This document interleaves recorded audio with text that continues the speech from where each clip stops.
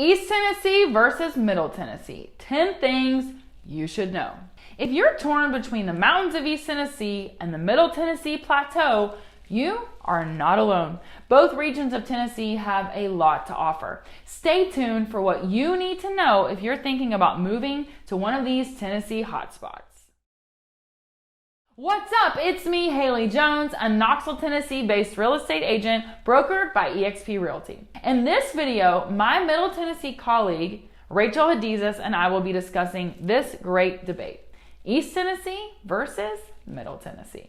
What's up, y'all? I'm Rachel in Murfreesboro. Let's do this. These are the 10 things you should know if you're thinking of living in either Middle or East Tennessee. Make sure to let us know in the comments what region you're liking the most and tell us why. Stay to the end to hear the things that we most love about the regions that we represent. Number 1, let's talk about the basics, the economy. East Tennessee houses Tennessee's third largest city and economy, Knoxville, Tennessee. Other larger, more popular cities and areas include Chattanooga, Pigeon Forge, Gatlinburg, Sevierville, kind of all in the same area, as well as the Tri-Cities, which include Kingsport, Johnson City, and Bristol. Major employers in the region include Y-12 National Security Complex, Covenant Health, Walmart, Dollywood, Clayton Homes, Denso, and the University of Tennessee, Knoxville. Companies headquartered here in East Tennessee include Bush's Brothers and Company, aka Bush's Baked Beans, aka Roll That Beautiful Bean Footage, Cracker Barrel Country Store, JPG Coffee, Mastercraft, Pilot Corporation, Tennessee Valley Authority, and Old Smoky Moonshine. Just saying. Over here in Middle Tennessee, the Nashville metropolitan area is the largest economy in our region, as well as the largest economy in the state. The Nashville metropolitan area includes Nashville, that's Davidson County, as well as 13 surrounding counties. And it's the most densely populated area in the state due to the amount of jobs here. We're home to some companies you might have heard of, like General Motors, Nissan, Amazon, Under Armour, and a whole lot more than I can name in this video. You may also heard of Cracker Barrel, Kirkland's, Dollar General, and Tractor Supply. Any of the major medical or educational institutions like Vanderbilt or Middle Tennessee State University, those will also be some of our major employers in the region. Second, let's talk about colleges and universities in the region. East Tennessee is home to a wide range of colleges and universities. The largest university in the region is the University of Tennessee, Knoxville. UTK is the largest university in the state of Tennessee and serves over 30,000 students with 10 undergraduate programs and 11 graduate colleges. East Tennessee University, aka ETSU, is located in Johnson City, and the University of Tennessee, Chattanooga are other major public universities in the region. Popular private universities include Maryville College, Carson-Newman University, Lee University, and King College. East Tennessee additionally offers a wide variety of community colleges. It is important to note that the state of Tennessee has the Tennessee Promise program that provides 2 years of free tuition to any of Tennessee's community colleges or colleges of applied technology. As a result, this program has made community colleges like Pellissippi State, Roane State, Walter State, as well as the Tennessee College of Applied Technology great places to get started in the undergraduate world of higher education. Now, I'm gonna be honest. I'm a little salty that this program did not exist when I graduated high school because I would have a lot less student debt. Speaking of universities, here in Middle Tennessee, we have some excellent universities and community colleges. Nashville State and Motlow are two that are in my area. Also, both my parents graduated from Tennessee Technological University in Cookeville, Tennessee. Even though, admittedly, I did go to East Tennessee and graduated from the University of Tennessee in Knoxville. Middle Tennessee is also home to Middle Tennessee State University, here in my current hometown of Murfreesboro, which just happens to be the most affordable of any of the major four-year institutions here in Tennessee. Other noteworthy institutions include Vanderbilt, Austin Peay, Belmont, Tennessee State, Meharry Medical College, And did you know that Nashville is also home to one of our HBCUs, Fisk University? And don't leave out the University of Tennessee Space Institute that is adjacent to the Arnold Air Force Base in Tullahoma. Third, sports. Okay, listen, I'm a highly competitive person, and so it is truly painful for me to tell you this, but even I feel that Middle Tennessee is a better sports scene than East Tennessee. Drop a thumbs up or thumbs down if you agree or disagree. Some of you guys are going to give me some hate for that, but it's really how I believe. The biggest sports that we kind of have here is NASCAR at the Bristol Motor Speedway, and it's popular because it's a night race. Most recently, NASCAR transformed the Bristol track, Bristol Motor Speedway, into a dirt track, which was a huge deal. East Tennessee does offer a rich history of SEC college level sports via the University of Tennessee, Knoxville, but the region doesn't really have other major sports teams. The Smokies are the minor league baseball team for the region. The Knoxville Ice Bears provide lots of fun and entertainment via hockey, and there are also soccer fields covered with AYSO teams of small children on Saturdays in the spring or fall. Needless to say, I think this is an area that we could do better. As far as sports go, here in Middle Tennessee, we do have some great collegiate sporting events, but we mainly really get down for our national teams. We have the Nashville Predators in hockey. The Tennessee Titans is our football team, and we also now have the Nashville Soccer Club. Really, who would have ever thought of Tennessee to enjoy hockey as much as we do? But let me tell you, they don't call it Smashville for nothing. If you like baseball, we even have a minor league in the area. That's the Nashville Sounds. The fourth thing you should know about East Tennessee is that when it comes to outdoor activities, we have got you covered. East Tennessee is home to the Great Smoky Mountains National Park, a world-renowned park known for its diversity of plant life and animal life, the beauty of its ancient mountains, and the quality of its remnants of the Southern Appalachian mountain culture. This is America's most visited national park. Hiking, check. Mountain biking, check. Camping, check, check, check. East Tennessee also is home to lots of lakes and rivers. If you love to fish, check out Clinch River, check out Douglas Lake, and even Fort Loudon Lake, which is part of the Tennessee River and has even hosted the Bass Masters Classic. The Alcoa River actually hosted the whitewater slalom in the 1996 Olympic Games. Knoxville's urban wilderness is 50 miles of every kind of trail you can imagine. Lookout Mountain in Chattanooga is a popular destination for hang gliding. Do you want to ski? Check out Ober-Gatlinburg. Think bunny trails and hard icy slopes, but it is at least skiing. For you adventure junkies who prefer to fly downhill in or on their motor vehicles, head to the Dragon in Deals Gap. So East Tennessee really does get the most attention as far as outdoor activities go, and understandably, there is something very alluring about a mountain range. But Middle Tennessee offers some breathtaking views as well.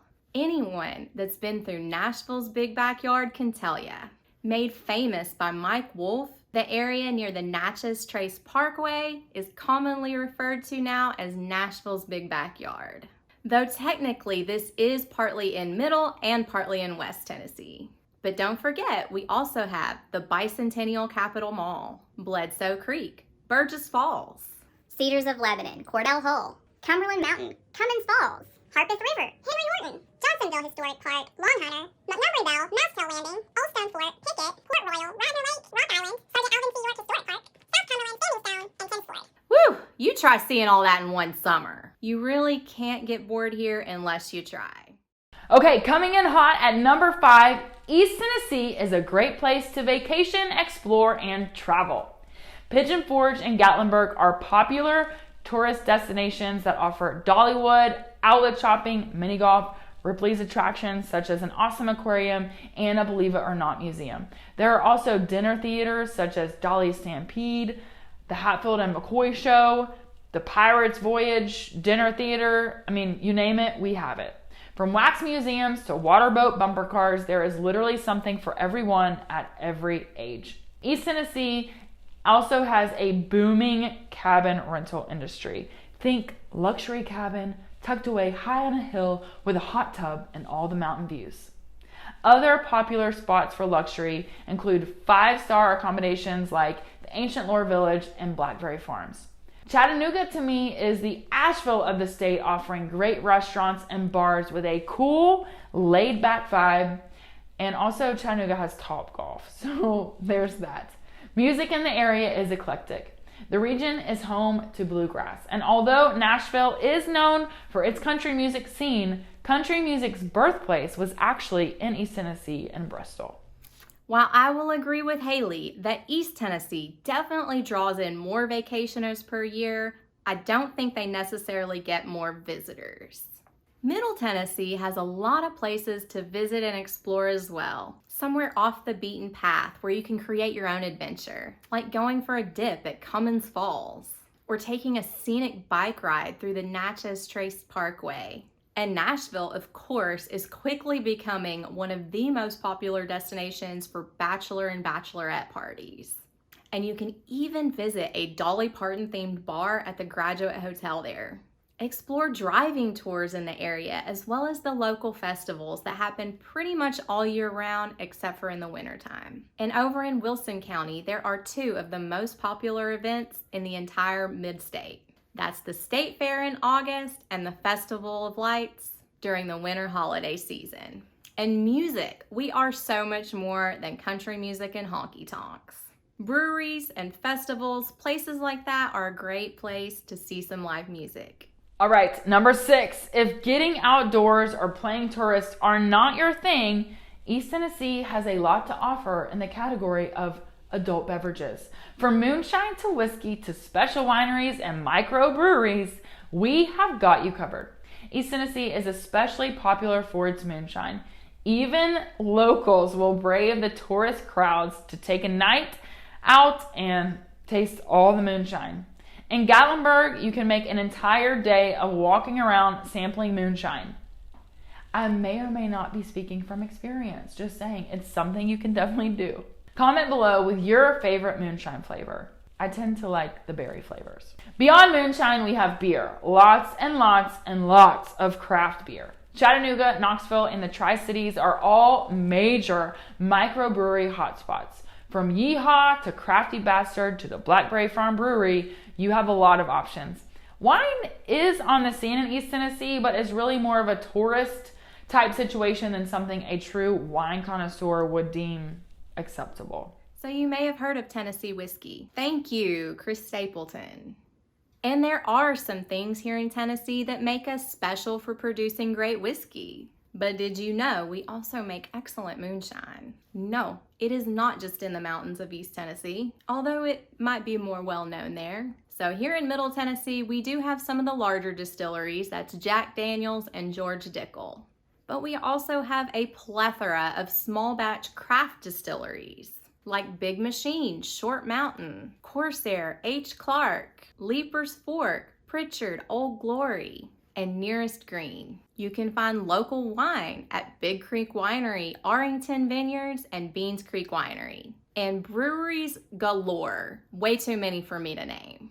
You may have heard of a few: Yazoo, Tennessee Brew Works, Fat Bottom, Mill Creek. Even my hometown of Cookeville, Tennessee has some breweries nowadays, with Red Silo being one of my brother's personal favorites. And now it's time for your local weather forecast. The 7th thing you should know about East Tennessee is the weather. Weather overall in the area is actually pretty mild. Because East Tennessee primarily sits in the valley, tornadoes are not really a thing here. Now, rain, on the other hand, is a thing. Think 50 inches on average compared to 30 inches for the US average. A bit more rain. In January, the annual temperature is 38 degrees Fahrenheit, while in July, the average annual temperature is about 78 degrees Fahrenheit. The East Tennessee region is somewhat diverse in terms of geography, as in basically saying the mountains obviously get a significant amount more snow than cities like Chattanooga and Knoxville. If you want to move to Tennessee and you have to have snow, the Tri-Cities are probably your best bet. Summers in East Tennessee are humid, and the mosquitoes, they love it here. So y'all probably heard about the tornadoes that we can get here in Middle Tennessee. And while the severe weather threats like that are definitely very scary, they're also not terribly common. The meteorologist will actually tell you down to the neighborhood when to take cover. The weather radar technology is that advanced. You can go online to weather websites and look at where previous tornadoes hit and see if you see a pattern. And yes, we have had more tornadoes here in Middle Tennessee than they do get in East Tennessee. But that's not the only severe weather threat. We can also get very heavy rain at times, flash flooding, even hail. Sometimes we get ice and snow, though not like they get in the northern part of the country. Sometimes in the summer, we have such high heat and humidity that I just want to stay inside with the air conditioning on all day. The best plan in the event of severe weather is just to pay attention. Pay attention to your local weather app and to what the meteorologist says, and just take cover when they advise. The number 8 thing to know about Tennessee is that we are accessible to everywhere. I mean, not literally, but almost. East Tennessee hosts major national interstates, I-40, I-81, and I-75. I-40 runs east to west from North Carolina all the way to California. I-81 splits from I-40 just outside Knoxville and runs north all the way to Ontario, Canada. I-75 passes through Knoxville, also running north to south from the Upper Peninsula of Michigan all the way down to South Florida. AKA, if you are deathly afraid of driving on interstates with overpopulated 18-wheelers, then driver beware. Additionally, Knoxville's McGee-Tyson Airport is the state's 3rd largest major airport, and Chattanooga and the Tri-Cities also have airports. From East Tennessee, you can be to the beaches of North and South Carolina within 5 to 6 hours of a drive. Central East Tennessee is about 3 hours from Atlanta. I do want to point out that Tennessee is huge. Tennessee borders 8 states: Kentucky, Virginia, North Carolina, Georgia, Alabama, Mississippi, Arkansas, and Missouri. I point this out because traveling from East to West Tennessee is a long haul. Think 8 hours in the car long haul. Middle Tennessee is super accessible. We have some major interstates that run through here, and yes, we do call them interstates. Please don't let me catch you calling it a freeway. Interstates 40, 24, and 65 all run through Nashville, which makes it great for commerce, logistics, and manufacturing industries. But we also have a great state highway system. Highway 840, for example, is the Nashville bypass. Nashville Airport is our largest airport, with the closest hub being about 3 hours south of us in Atlanta. Next, and number 9, we have Tennessee geography. Okay, stay with me here. You may or may not be surprised to hear about the number of people who come to East Tennessee looking for flat yards and gas stoves. Look, we have the mountains here, and we have a lot of them. As a result, flat yards are not as typical, although they are possible. It's just not the norm. And cooking on an electric stove is way more typical. I have been told that this electric stove thing is due to the terrain, and that it's harder basically to run gas lines with such mountainous topography. Honestly, I never knew that this electric gas stove thing was such a big deal until I started running a real estate business. All I ever knew were electric stoves. East Tennessee does have rural homes and places that you cannot find on Google Maps. Your phone goes dead and you're driving through the backwoods. This also means that parts of the region do not have internet and phone service. P.S. Don't get the satellite internet. If a leaf falls or a raindrop hits it, you literally have no service, no internet. I'm speaking from years of experience. Also, because of the more rural areas, many homes have septic tanks and wells rather than public sewer and water. Additionally, we have a lot of waterfront living. The Knoxville area alone has 9 lakes in addition to the Tennessee River. From mountains to lakes to going off the grid, East Tennessee has you covered. Yes, the Appalachian Mountains in East Tennessee can definitely be seen from space.